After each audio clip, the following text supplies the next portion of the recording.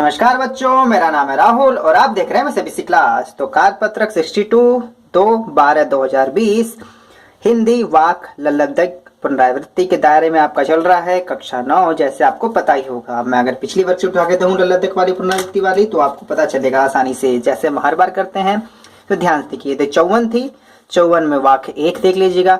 सभी link description में दे जाएगी, आप दोबारा से भी देख सकते हैं। 54 वाक्य 1 था और इस वाले में फिर 57 वर्कशीट मिलेगी आपको कार्यपत्रक, वाक्य 2 था इसमें।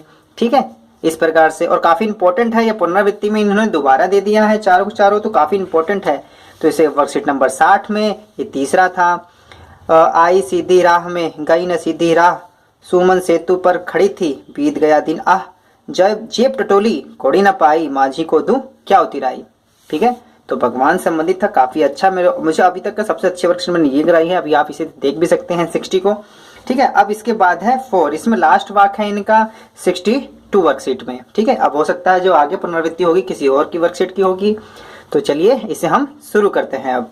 और एक बार हम अपनी किताब को भी देख लेते हैं। ठीक है, कई बच्चे कमेंट कर रहे थे उनको नहीं पता कौन सी क्योंकि सभी बच्चों के पास एक तो हिंदी की वो नहीं देते ना, क्या कहते हैं, ये सपोर्ट मटेरियल, सहायक सामग्री, और सबके पास बुक भी नहीं है। तो इसी वजह से मैं ये काम कर देता हूँ ताकि जिनके पास बुक नहीं हो उनको आराम रहे। ठीक है, तो आपको ध्यान से देखेंगे गद्य खंड और आपका काव्य खंड 2 खंड में बटा होता है आपका। तो प्रेमचंद्र 2 बैलों की जोड़ी, लहासा की ओर, ठीक है, ये सब कर चुके हैं। ये आपके सब्जेक्ट में, अरे सिलेबस में नहीं था। फिर सांवले सपनों की याद, जाबिर हुसैन, ये भी कर चुके हैं। ठीक है, उसके बाद आपका प्रेमचंद्र के फटे जूटे, ये पुनरावृत्ति में भी आ चुका है आपका। मेरे बचपन के दिन, ये भी किया था आपने महादेवी वर्मा। ठीक है, और इसके बाद एक कुत्ता और एक मैना, ये नहीं हुआ है। ठीक है, तो गद्य में आपका कबीर साहब जी का भी हो चुका है। साखियां एवं शब्द, वाक आपका लल्लब्धक, ये भी हो चुका है। सब पुनरावृत्ति में दायरे में चल रहा है। रसखान सवयं भी कर चुके हैं। कैदी और कोकिला काफी अच्छी थी, ये भी हम कर चुके हैं माखनलाल चतुर्वेदी की तरफ से। ठीक है, ये सब नहीं हुआ है। जिसमें निशान लगा वही किए हमने। ठीक है, यमराज की दिशा, ठीक है, ये भी हमने नहीं किया है। और लास्ट में किया है बच्चे काम पर जा रहे हैं, राजेश जोशी जी। ठीक है, फिलहाल जो ये है हम वाक पढ़ रहे हैं, तो उम्मीद है चीजें आपको पता होगी किस प्रकार से चल रहे हैं। और पता है कई बच्चों को किताब का नाम नहीं पता होगा, इस किताब का नाम है क्षितिज। तो चलिए, उम्मीद है चीजें मैंने आपको अच्छे से समझा रहा हूं और आगे पढ़ते हैं। वाक 4, थल थल में बसता है शिव ही। शिव यहाँ से भगवान को कहा गया है। ठीक है, शंकर जी को नहीं, यहाँ पे ईश्वर के लिए शिव का इस्तेमाल किया गया है। नीचे व्याख्या है, उसे भी देख के आप समझ सकते हैं। थल थल में बसता है शिव ही, भेद न कर क्या हिंदू मुसलमान, ज्ञानी है तो स्वयं को जान, यही है साहिब से पहचान। ठीक है, तो चलिए इनका भावार्थ देखते हैं। तो नीचे दे ही रखा तो आसानी से यहीं से समझ लेते हैं। अपनी इस पंक्ति में कवित्री हमें भेदभाव, हिंदू मुस्लिम, ठीक है, और इत्यादि समाज में व्याप्त बुराइयों का बहिष्कार करने का संदेश दे रही हैं। ठीक है, बीच में कर लेता हूँ, संदेश दे रही हैं। उनके अनुसार शिव, यहाँ देखिए, यहाँ ईश्वर के लिए कहा गया है, शंकर भगवान नहीं, यहाँ पे शिव मतलब ईश्वर, भगवान, अल्लाह, गॉड, कबीर। ठीक है, हर जगह बसा हुआ है, चाहे वो जल हो या आकाश हो या धरती हो या प्राणी मतलब हर एक जीव, यहाँ तक कि हमारे अंदर भी ईश्वर का वास हुआ है, मतलब मनुष्यों में भी। हम किसी व्यक्ति को ऊंच नीच, भेदभाव की दृष्टि से नहीं देखता, बल्कि वह हिंदू मुसलमान को एक ही नजर से देखता है। उसके अनुसार ईश्वर की प्राप्ति के लिए सबसे पहले हमें आत्मज्ञान प्राप्त करना जरूरी है, क्योंकि इससे ही हम ईश्वर को प्राप्त कर सकते हैं। ईश्वर स्वयं हमारे अंदर आत्मा रूप में बसे हुए हैं। बिल्कुल, आप सोचो, जो आपका इतना बड़ा इंजन है, शरीर है, किस प्रकार चल रहा है, आत्मा निकल जाती है, सब कुछ बंद हो जाता है।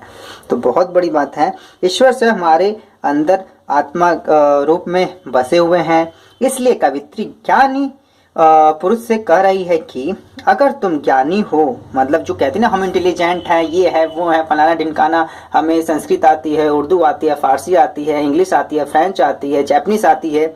ठीक है, कई प्रकार जो कहते हैं ना हम इतने बड़े ज्ञानी, हमें A+B का होल स्क्वायर के साथ साथ हमें A+B+C, मतलब कहने का मतलब जो ज्ञानी बनते हैं अपने आप को, उससे यहाँ पे अगर तुम ज्ञानी हो तो स्वयं को पहचानो, तुम स्वयं को पहचानो।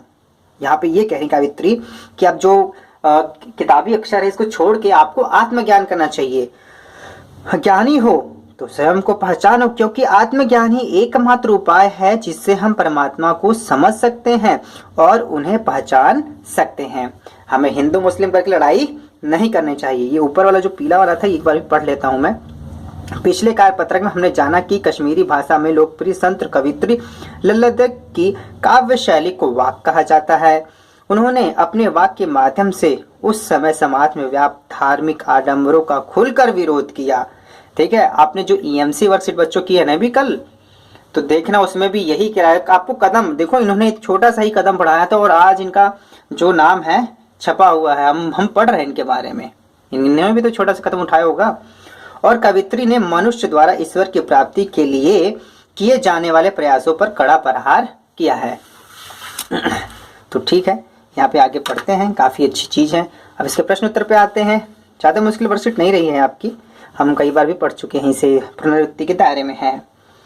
तो चलिए करते हैं।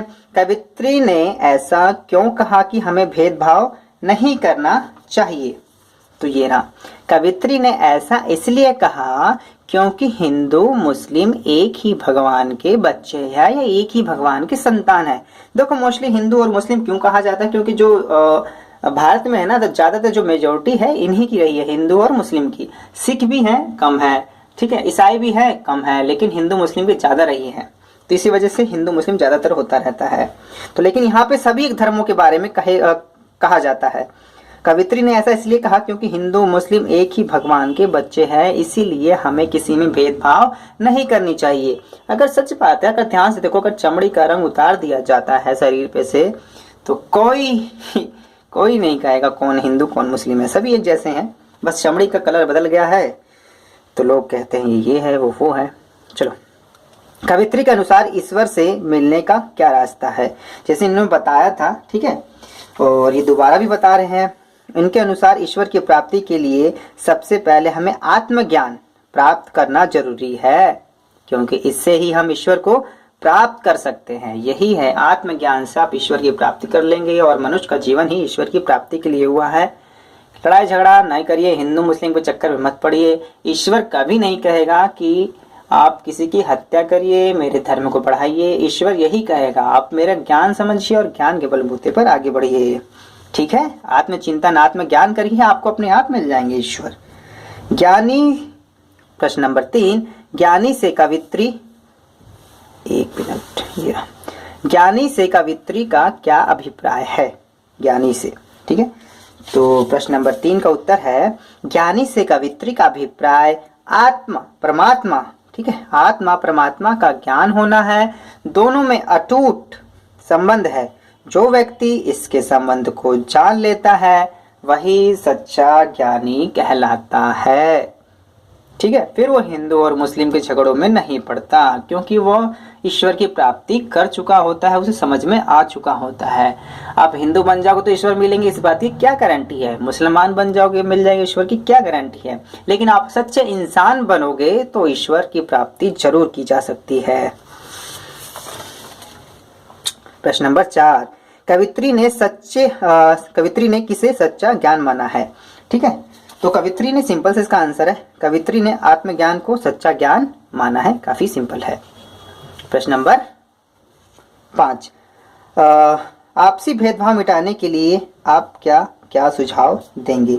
ठीक है, देखो आपसी भेदभाव मिटाने के लिए कई प्रकार सुझाव होते हैं। सबसे पहले जो सांप्रदायिक लड़ाई झगड़ा है इसको बंद करना होगा, लेकिन फिर भी मैंने लिखा है, ठीक है, ये 1, 2, 3 पॉइंट है। आपको अगर ये पॉइंट भी लिखने हैं तो ये पॉइंट भी लिख सकते हैं, लेकिन मोस्टली आपको 3 पॉइंट तो लिखने ही होंगे। हमारी दृष्टि में इस कारण से देश और समाज में सांप्रदायिक तनाव बढ़ रहा है, जो कि हिंदू मुस्लिम जैसा ही है। धर्म और संप्रदाय के आधार पर कोई भेदभाव नहीं करेंगे। धर्म और संप्रदाय के आधार पर, मतलब जाति पाति हिंदू मुस्लिम के आधार पर हमें किसी भी प्रकार का भेदभाव नहीं करेंगे। दूसरा है, सभी पर समान कानून लागू किया जाए तो कोई भेदभाव नहीं होगा। सबको सब एक जैसे, हिंदू मुस्लिम सिख ईसाई सब पर एक जैसे कानून लागू हो। और तीसरा, लोगों से कहा जाए वे सभी एक ईश्वर की संतानें हैं। ठीक है, मतलब लोगों से कहा जाए, बताया जाए कि वो सभी एक ईश्वर संतान है, हिंदू मुस्लिम ना करें और आपसी भेदभाव ना करें। ठीक है, आपसी झगड़े ना करें, ठीक है, प्यार मोहब्बत से रहें। या चौथा पॉइंट अगर आपको बना के लिख सकता है तो आप उस प्रकार से भी लिख सकते हैं कि सभी धर्मों के लोगों को कहा जाए कि वे अपनी धार्मिक किताबों का अध्ययन करें, जिससे निष्कर्ष निकाला जाएगा कि ईश्वर एक है, और एक ईश्वर है तो आप किसी प्रकार की लड़ाई झगड़ा नहीं करेंगे और एक ईश्वर की आराध्य करेंगे, जिससे हम ईश्वर की प्राप्ति भी कर सकते हैं। लेकिन आत्मज्ञान का होना जरूरी है। तो चलो इतना ही ठीक है। और ये अपनी पिछली वर्कशीट में कह चुकी हैं, ठीक है, कि आत्मज्ञान का ये मतलब नहीं होता कि आप ये रहा, ठीक है, ये अब दोबारा बताऊंगी। इस ईश्वर प्राप्ति का मतलब ये नहीं होता कि आप सब कुछ छोड़ छाड़ के ईश्वर के पीछे पड़ जाओ, ऐसा कुछ नहीं है। वाक नंबर 2 अगर ध्यान से पढ़ेंगे, जिसको तरह सच्चे ज्ञान की प्राप्ति नहीं कर पाती, इसलिए कवि ने बीच का मार्ग बताया है। हमें हमारे अंदर वासना और भोग विलास भी नहीं होगा और न ही अहंकार। कहने वाले दोबारा से यहाँ से जब हम सांसारिक भोग विलाप में तृप्त रहते हैं तब तो हम सच्चे ज्ञान से दूर रहते हैं। इसके विरुद्ध जब हम त्याग देते हैं, जब हम मतलब जगह वगैरह छोड़ कहीं और चले जाते हैं, तपस्या में लीन हो जाते हैं, तब हमारे अंदर अहंकार रूपी ज्ञान आ जाता है। इसीलिए कवित्री पता क्या कहती हैं, बीच का मार्ग अपनाना चाहिए। वाक नंबर 2 पढ़ेंगे तो काफी अच्छा मैंने एक्सप्लेनेशन किया है इसे, और मैं कहूंगा आप लोगों को जरूर देखें, ईश्वर की प्राप्ति के लिए तो जरूर देखें, आपको मिलेंगे। बाकी आपकी इच्छा है, मैंने तो अपनी तरफ से करा ही दिया है। मैं सीबीएसई क्लास की इस वीडियो को देखने के लिए धन्यवाद। अगर आपको वीडियो अच्छा लगे तो लाइक कर सकते हैं और प्यारे प्यारे कमेंट करिएगा, जिसका मैं रिप्लाई करने की भरपूर कोशिश करूंगा। मैं सीबीएसई क्लास की इस वीडियो को देखने के लिए धन्यवाद। जय हिंद, जय भारत।